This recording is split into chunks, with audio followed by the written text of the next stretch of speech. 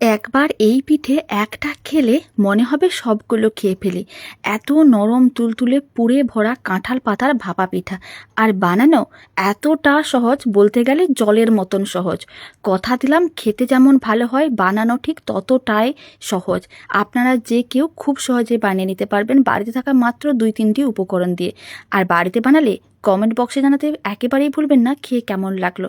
এত নরম তুলতুলে পুর ভরা কাঁঠাল পাতার ভাপা পিঠা খেতে যেমন সুন্দর হয়, বানানো ঠিক ততটাই সহজ। তো চলুন বানানো শুরু করা যাক। প্রথমে একটা বড় সাইজের মিক্সিং বোল নিতে হবে। তার মধ্যে দিয়ে দিলাম 1 কাপের মতন শুকনো চালের গুঁড়ো। 200 গ্রাম চালের গুঁড়ো ছিল। অল্প করে একটু লবণ দিয়েছি। পিঠের মধ্যে অল্প করে একটু লবণ দিলে খেতে বেশ ভালোই লাগে। আর 3 চামচের মতন চিনি দিয়ে দিলাম।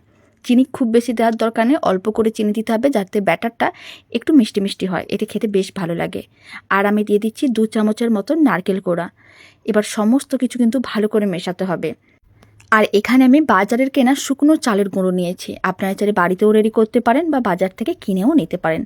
এদিকে একটা পাত্রর মধ্যে আমি বেশ কিছুটা পরিমাণ জল ভালো করে গরম করে নিয়েছিলাম। গরম জল দিয়ে ব্যাটারটা বানালে পিঠেগুলো ঠিক ততটাই নরম তুলতুলে হবে। আর ফার্স্ট টাইম একবার বানিয়ে দেখুন।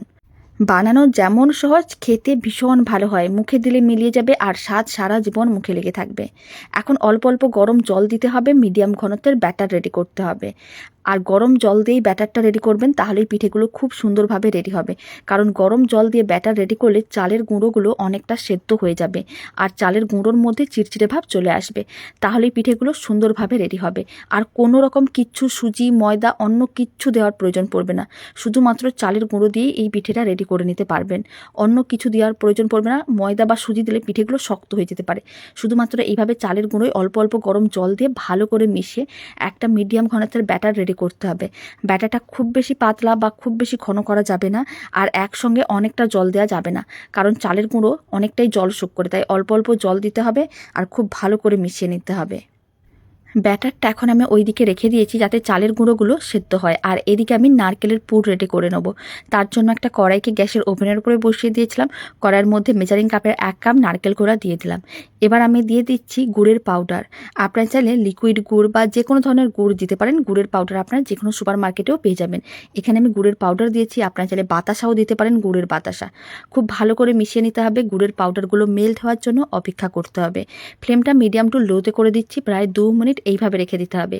এতে গুড়ের পাউডারগুলো মেল্ট হয়ে যাবে। আর যতটা নারকেল কোড়া নিয়েছিলাম তার হাফ আমি গুড়ের পাউডার দিয়েছি। আপনারা দেখুন 2 মিনিট পরে দেখাচ্ছি গুড়ের পাউডারগুলো মেল্ট হয়ে গেছে। আর এরকমই যখন নরম হয়ে যাবে তারপরে কিন্তু নাড়াচাড়া করে নারকেলের পুরটাকে শুকনো করতে হবে।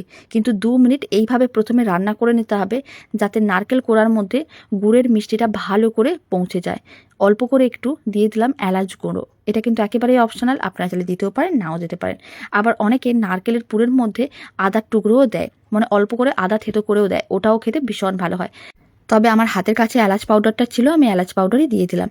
খুব ভালো করে মিশিয়ে নিতে হবে। এবার 2 থেকে 3 মিনিট মিডিয়াম ফ্লেমে এরকমই নাড়াচাড়া করে নারকেলের পুরটাকে একটু শুকনো শুকনো করতে হবে, যতক্ষণ না কড়াই থেকে একেবারে আলাদা হয়ে যাচ্ছে। একটু শুকনো শুকনো করে নারকেলের পুরটা রেডি করলে পিঠেটা খুব সুন্দরভাবে পুরটা ভেতরে থাকবে, বাইরে বেরিয়ে আসবে না। দেখতে যেমন ভালো লাগবে, খেতে ঠিক ততটাই ভালো লাগবে। তাই 2-3 মিনিট এইভাবে মিডিয়াম ফ্লেমে নাড়াচাড়া করে নারকেলের পুরটা রেডি করতে হবে। আর এখানে আমি গুড় দিয়ে নারকেলের পুর রেডি করেছি।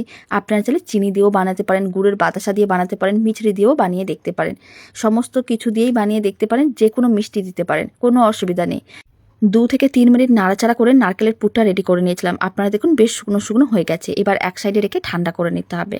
আর এদিকে আমি ততক্ষণে গাছ থেকে কয়েকটা কাঁঠাল পাতা নিয়ে চলে এসেছি। তারপর খুব ভালো করে জল দিয়ে ধুয়ে পরিষ্কারও করে নিয়েছি, কারণ কাঁঠাল পাতার মধ্যে অনেক পোকা বা ময়লা থাকতে পারে। তাই জল দিয়ে খুব ভালো করে ধুয়ে পরিষ্কার করে নেবেন। পরিষ্কার করে নেওয়ার পরে অল্প করে তেল নিতে হবে, ভালো করে তেলটা ব্রাশ করে নিতে হবে। তাহলে পিঠেগুলো বানানোর সময় আটকে যাবে না বা ডিমোল্ড করার সময় খুব সহজে আলাদা হয়ে যাবে। অল্প অল্প সাদা তেল বা ঘি নিয়ে খুব ভালো করে ব্রাশ করে নিতে হবে। আর এই কাঁঠাল পাতার পিঠেগুলো বর্ষাকালে একবার বানিয়ে দেখবেন, কারণ বর্ষাকালে কাঁঠাল পাতাগুলো অনেক বেশি সুন্দর লাগে দেখতে। আর এই পিঠেগুলো খেতে ঠিক ততটাই ভালো লাগবে।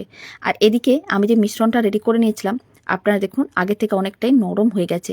চালের গুঁড়োগুলো সেদ্ধ হয়ে গেছে আর চিটচিটে ভাবও কিন্তু চলে এসেছে। এইভাবেই ব্যাটার রেডি করতে হবে। এখন একটা পিঠে বানানো দেখিয়ে দিচ্ছি। অয়েল ব্রাশ করা একটা করে কাঁঠাল পাতা নিয়ে নিতে হবে। কিছুটা করে মিশ্রণ এইভাবে কাঁঠাল পাতার মধ্যে দিয়ে ভালো করে ছড়িয়ে দিতে হবে। আপনারা দেখুন কতটা সহজ, এত সহজ একটা পিঠে, আর খেতে এত ভালো হয়। একবার বাড়িতে বানিয়ে দেখুন, কথা দিলাম স্বাদ সারা জীবন মুখে লেগে থাকবে, বা এই পিঠেই আপনার প্রিয় পিঠা হয়ে যাবে। এরকমই করে অল্প করে মিশ্রণ নিতে হবে, খুব ভালো করে চারিদিকে মিশ্রণটা ছড়িয়ে দিতে হবে। আর যদি মনে হয় এক্সট্রা কিছু মিশ্রণ ওপরে আছে, তাহলে কিন্তু চামচের সাহায্যে ঠিক এইভাবে তুলে নিতে পারেন। এখন অল্প করে নারকেলের পুর নিতে হবে, এইভাবে এক সাইডে দিয়ে দেবেন, মাঝখানে দেবেন না, তাহলে কিন্তু পিঠেটা ভালো করে রেডি করা যাবে না। এইভাবে যে কোনো একটা সাইডে দিয়ে উল্টো দিকটাকে ঠিক এইভাবে ফোল্ড করে নিতে হবে, তারপরে এইভাবে আটকে নিতে হবে। আপনারা চাইলে এই সময় টুথপিকও দিয়ে আটকাতে পারেন, তবে টুথপিকের কোনো প্রয়োজন পড়বে না। যদি এইভাবে পিঠেটা রেডি করা হয়, খুব সুন্দরভাবেই আটকে যাবে। এই পিঠেটা রেডি করা হয়ে গেছে, এখন এক সাইডে রেখে দিচ্ছি। আর একটা পিঠে বানানো দেখিয়ে দিচ্ছি, যাতে আপনাদের বুঝতে সুবিধা হয়। তার জন্য আবারও একটা কাঁঠাল পাতা নিয়ে নিয়েছি, আর ভালো করে কিন্তু তেল ব্রাশ করে রাখতে হবে, তাহলেই পিঠের মিশ্রণটা কাঁঠাল পাতার গায়ে আটকে যাবে না, পিঠেটা খুব সুন্দরভাবে রেডি হবে। অল্প করে মিশ্রণ নিয়ে নেবেন, আর কাঁঠাল পাতার উপরে ভালো করে চারিদিকে ছড়িয়ে দিতে হবে। এইভাবে আলতো হাতে ছড়িয়ে দিতে হবে। তারপরে কিন্তু এক সাইডে নারকেলের পুর দিয়ে ভালো করে আটকে নিতে হবে, আর সাইডের অংশগুলোকে আমি একটু এইভাবে সমান করে নিচ্ছি।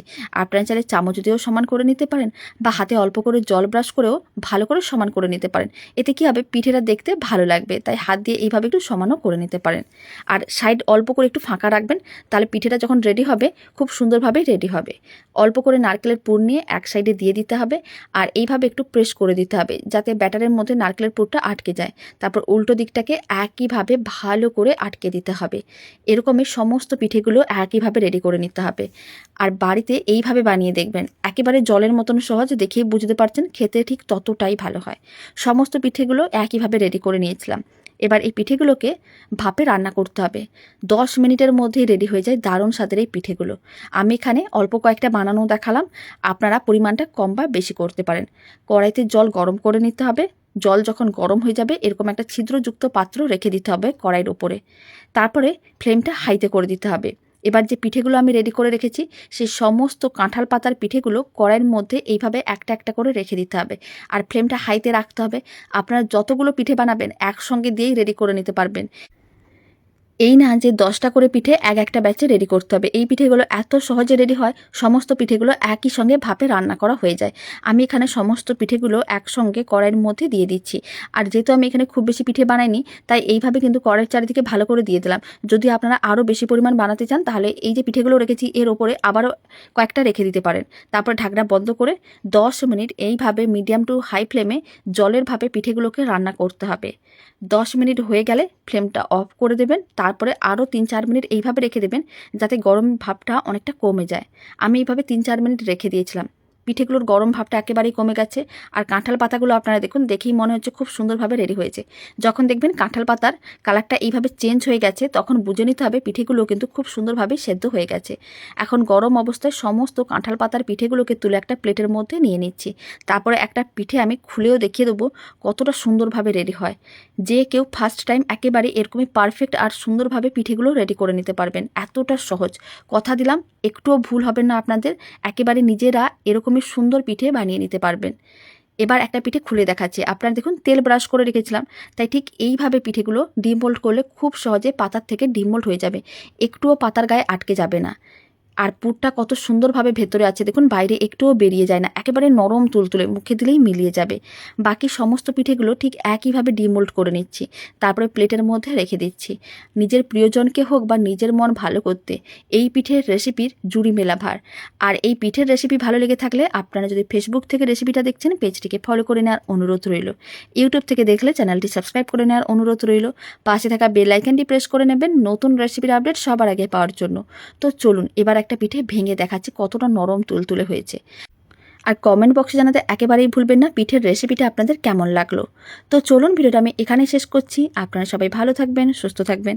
আপনাদের সঙ্গে আবার নতুন রেসিপি নিয়ে দেখা হচ্ছে।